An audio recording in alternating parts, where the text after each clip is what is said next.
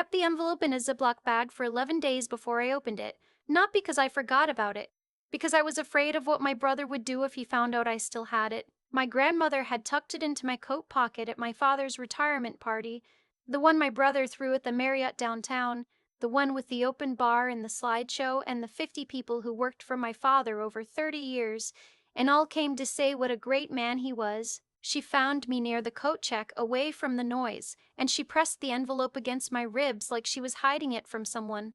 Maybe she was. "For you?" she said. "Not for the party. Not for anyone here. For you." She was 79. Her hands shook a little. I hugged her and told her I loved her, and she said, "I know, sweetheart, that's why." I put it in my coat pocket. I forgot about it for exactly 4 minutes until my brother, I'll call him what he's always been to me, which is the golden one, the one who could do no wrong, came over and said, "Grandma'll give you something." I told him she gave me a birthday card. My birthday had been the week before. He looked at me for a second too long. "She shouldn't be giving money away," he said. "She's not thinking clearly." She was thinking more clearly than anyone in that room. I didn't open the envelope that night. I put my coat in my closet when I got home, and I left it there. My grandmother had a way of giving me things at exactly the wrong moment, the right thing, wrong moment, and I needed to be alone and still before I could receive whatever she was trying to give me. 11 days later, I opened it. It wasn't cash. It wasn't a birthday card. It was a piece of paper, handwritten, with my grandmother's careful print she'd always printed, never cursive, because she said cursive was for people who wanted to look fancy instead of being understood. The paper said savings account, First Federal, account number below, your name only. Set up, 1987. Check the balance. Beneath that, an account number, and beneath that, a phone number for a branch on Clement Street. My grandmother had opened a savings account in my name in 1987. I was 3 years old in 1987. I called the number on a Tuesday morning because I had the day off and because I'd been staring at that piece of paper for 4 more days and I couldn't make sense of it without more information. A woman named. I genuinely don't remember her name.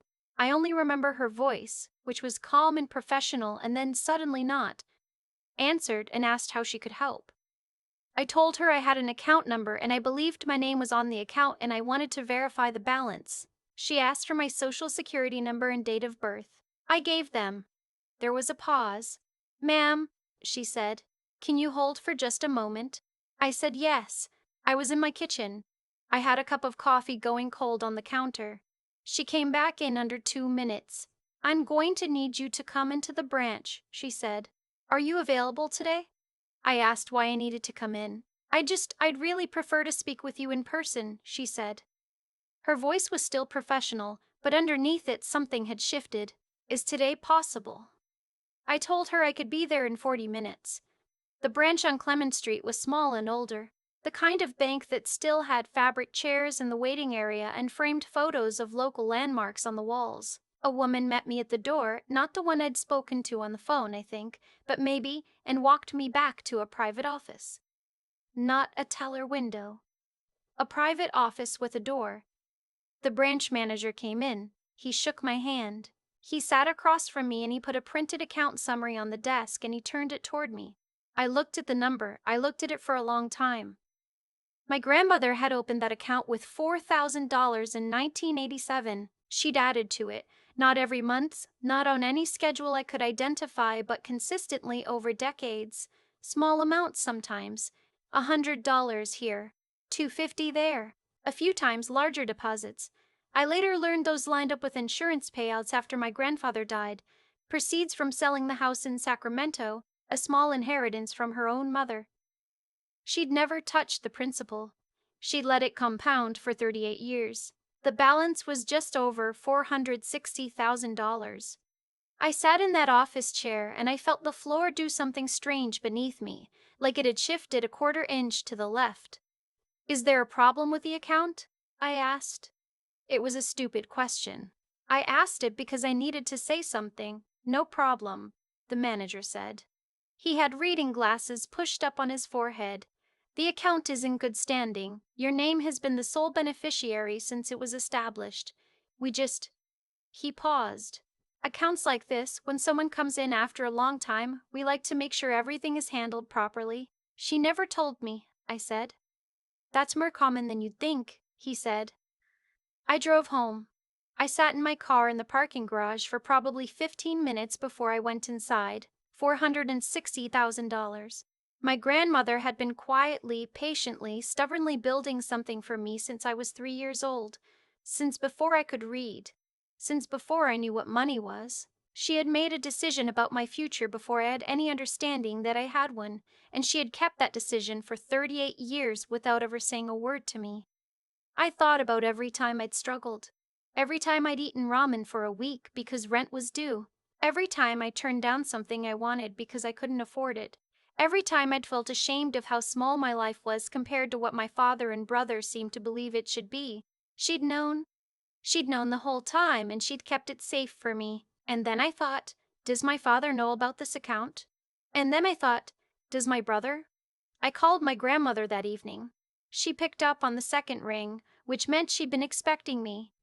You went to the bank, she said. I went to the bank. Good. A pause. Sit down.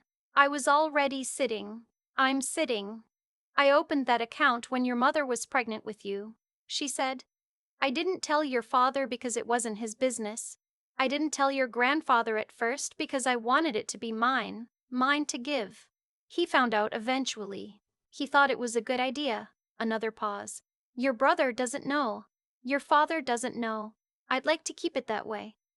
Why are you telling me now? I asked. Because I'm 79, she said. And because you're ready. I asked her what I was ready for. To know you have something, she said, that it's yours, that no one can touch it. My father found out 6 weeks later. I still don't know exactly how. My best guess is that he saw my grandmother's bank statement. He'd taken over managing her finances 2 years before, which she'd agreed to because her eyesight had gotten worse and she thought it would relieve her of some stress. What she hadn't fully understood, or maybe had understood and accepted because she didn't think there was an alternative, was that it gave him access to her records. Not my account, that was separate, in my name only, but her records of transfers. Deposits made in cash, mostly, but not always. He called me on a Wednesday night at 9 o'clock. I knew before I answered what it was going to be about. I knew from the fact that he called at 9, which he never did. He believed phone calls after 8 were rude unless there was an emergency. The fact that he was calling at 9 meant he didn't care about being rude. He was past that. I need to know about the account, he said. No greeting. What account? I said. Stupid, but necessary. Don't, he said. I know about the account your grandmother set up. I know it's substantial. I want to talk about what we're going to do with it. We, that word. It's in my name, I said. It was funded with family money, he said. Money that came from your grandfather. Money that came from the Sacramento house. That house was family property. The proceeds should have been distributed to the family. Grandma used her own money, I said. She made her own decisions about how to use it. She's 79 years old, he said. She's not. She doesn't fully understand the implications of what she did. She understood completely. She understood better than anyone. I'm not having this conversation, I said. You need to think about your brother, he said. He's worked for this family. He's put in years. He has a wife, kids. This isn't fair to him. My brother had worked for my father's company for 12 years. He'd been promoted 3 times. He drove a car that cost more than I made in a year. He did not need $460,000. He wanted it. There's a difference. I told my father I needed to go and I hung up. The calls continued for 2 weeks. Then the visits started. My father showed up at my apartment on a Saturday morning. I didn't let him in. We talked through the door, which I'm aware is not a dignified way to handle things, but I was not feeling dignified. I was feeling cornered. This can be resolved simply, he said through the door, quietly.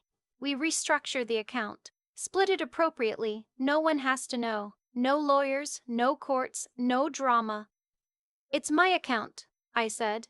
Your grandmother is not competent to make gifts of this size, he said. If you force my hand, I'll have to pursue guardianship for her own protection. That was the moment things became something different. He wasn't just trying to take the money, he was threatening to have my grandmother declared legally incompetent to do it. He was willing to strip her of her autonomy, her independence, her dignity. A woman who was sharp and funny and more emotionally intelligent than anyone I knew. In order to get access to money she'd spent 38 years building for me. I stood on the other side of my door and I said, "I'll think about it." I wasn't going to think about it. I was going to fight. I want to be honest about something. I am not someone who fights. I grew up in a family where my father's version of things was the version and questioning it wasn't an option, and I learned early that the safest thing to do was be small and quiet and not give him anything to push against. My brother learned the opposite lesson. He learned to be like him, and that worked out better for him, professionally and financially, for a long time. I had spent most of my adult life being careful, managing, not making waves. But I thought about my grandmother on the phone saying, "You're ready." I thought about what she'd been doing, quietly since before I was born, building something, making sure I had something, and I thought she didn't do all that so I could hand it over. I made an appointment with an estate attorney the following Monday. I want to be clear that I am not the kind of person who has an estate attorney. I Googled, estate attorney consultation free, and found a woman in a firm downtown who offered a 30-minute intake call at no charge. She called me back the same day. I told her the situation. She was quiet for a few seconds and then she said, "Your father has no legal claim to this account. Your name is on it. It was funded over decades through your grandmother's personal assets. The fact that some of those assets originated in family property doesn't create a legal obligation to share. He's threatening to pursue guardianship over my grandmother," I said. Another pause. "That's a more aggressive move," she said.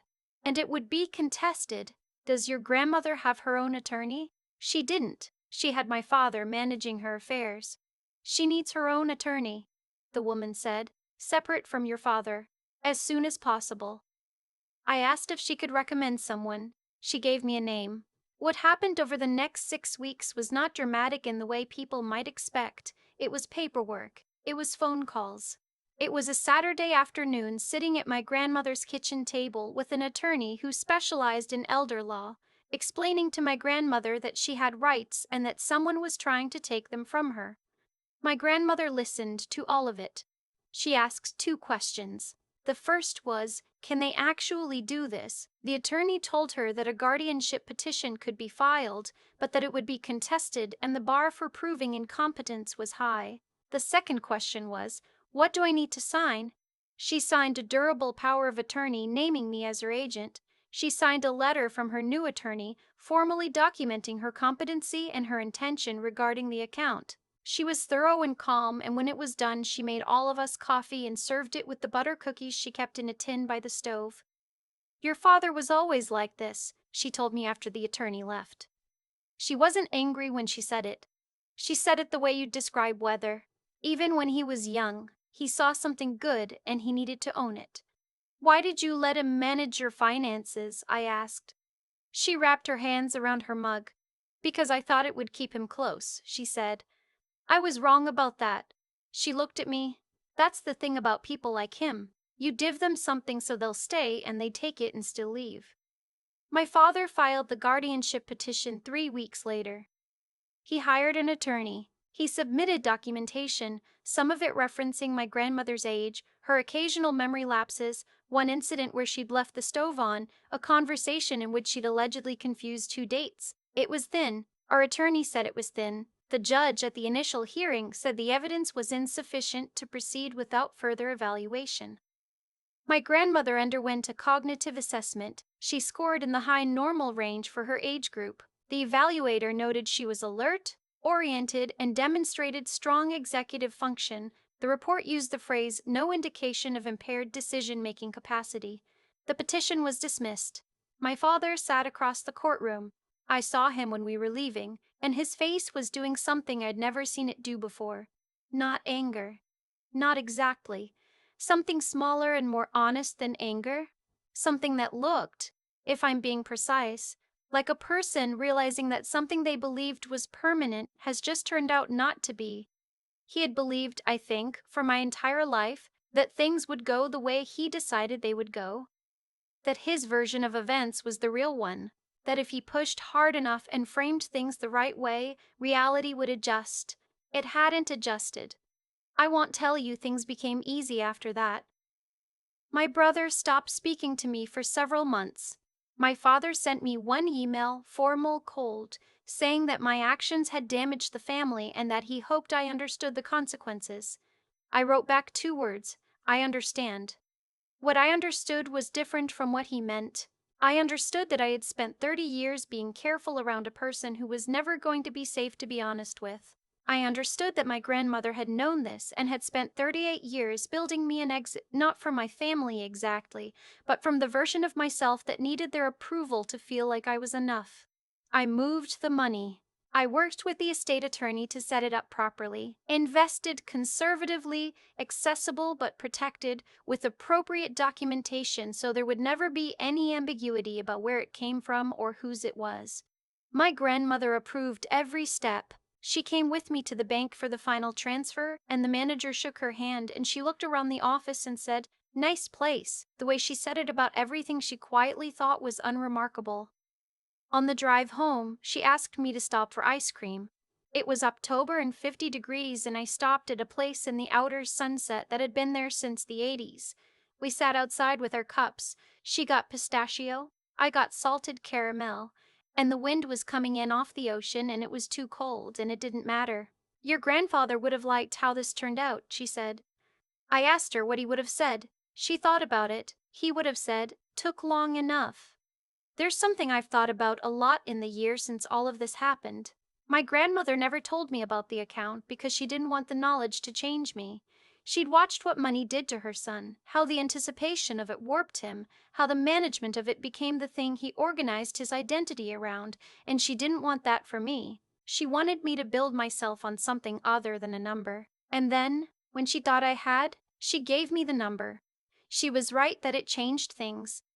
It changed my relationship with fear, specifically with the kind of fear that says, you can't afford to make this person angry, so be quiet, be small, be careful. When you have nothing behind you, that fear is very loud. When you have something, it gets quieter. Not silent, just quieter. Not silent, just quieter. Manageable. I'm not going to tell you money is the answer to the kinds of problems my family created. It's not. My brother still doesn't speak to me. My father and I are cordial at family events in the way people are cordial when they have nothing real left to say to each other. But my grandmother is still here. She's 80 now. She's slower, but she's sharp. She calls me on Thursday nights and we talk for 20 minutes about nothing in particular. The news, what she made for dinner, the woman down the hall in her building who has too many houseplants and not enough windows. And sometimes when I'm sitting in my apartment and everything is quiet, I think about her at my kitchen table with her coffee and her butter cookies and the way she looked at me when the attorney left and said your father was always like this, not with bitterness, not with grief, just with the steady, clear-eyed understanding of someone who has been watching and waiting for a very long time, who built something in the dark and trusted it would still be standing when the light came on. I used to think patience was the same as surrender, waiting because you don't have any other choice. She showed me it's something else entirely. Patience is deciding that you are going to outlast the version of events that someone else is trying to impose on you. It's building something true and keeping it close and not letting anyone rush you toward it before you're ready to hold it. I was ready. She knew before I did. That's what grandmothers do. I used to think that doing the right thing came with some kind of immediate reward, that if you were patient and honest and didn't take what wasn't yours, the world would notice and respond accordingly. I don't believe that anymore, not exactly. What I believe now is quieter and more specific than that. My grandmother spent 38 years making deposits into an account she never talked about. Not because she forgot, not because she doubted herself, but because she understood something I was still learning, that real protection is invisible until the moment it's needed. She wasn't waiting for a crisis. She was building ahead of one. My father spent those same 38 years becoming someone who could look at his own mother and calculate what she was worth to him. I don't think he woke up one day and decided to be that person. I think it happened slowly, the way most things do, one small justification at a time, one rationalization layered on top of another, until the habit of taking was so practiced it didn't even feel like a choice anymore. It just felt like what he did, what he was owed. That's the thing about how we treat people over time. It compounds, same as interest. The small decisions, whether to be honest or convenient, whether to protect someone or use them, don't stay small, they accumulate, and eventually you end up somewhere, and that somewhere is the direct result of every choice you made along the way, whether you were paying attention or not. My father ended up in a courtroom watching a petition he filed get dismissed. My grandmother ended up with her autonomy intact and a new attorney and butter cookies on the table. I ended up holding something my grandmother built for me with decades of quiet intention. None of that was luck. None of it was random. It was cause and effect, playing out on a long timeline.